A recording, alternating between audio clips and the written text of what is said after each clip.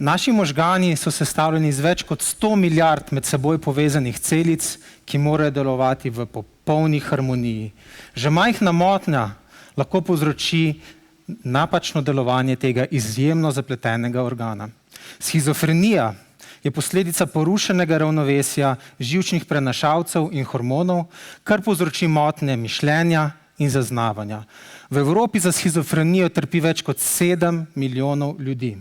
Nezdravljena bolezen močno poslabša kakovost življenja in večinoma onemogoči normalno socialno delovanje bolnika. Seveda, ob primernem zdravljenju lahko bolezen obvladujemo in bolnikom omogočimo normalno socialno življenje. Zato v stroki ves čas iščemo nove načine zdravljenja, ki bodo še bolj uspešni pri obvladovanju te bolezni. Kdo se spomni pouka biologije, kjer smo se učili o osmozi? Osmoza je naraven proces, kjer zaradi razlik v koncentraciji topljenca na obeh straneh polprepustne membrane skozi membrano prehaja topilo. Pri tem topilo ustvari osmotski tlak. In prav ta osmotski tlak smo v našem zdravilu uporabili kot motor, ki poganja sproščene zdravilne učinkovine.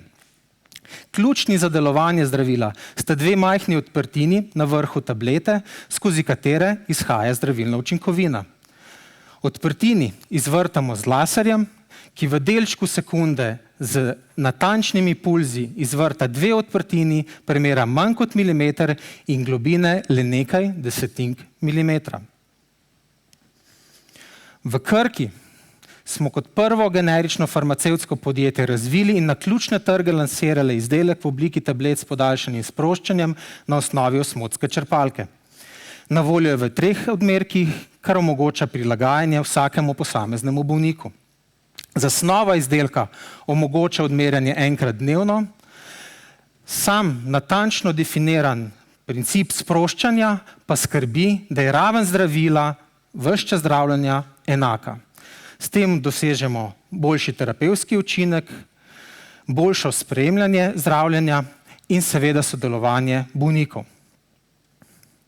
S našim zdravilom smo širšemu krogu bolnikov omogočili dostop do najsodobnejše terapije in jim s tem omogočili normalno življenje. Krkin paliperidon je na voljo že v 12 državah, kjer zdravimo že več 10 000 bolnikov. Hvala.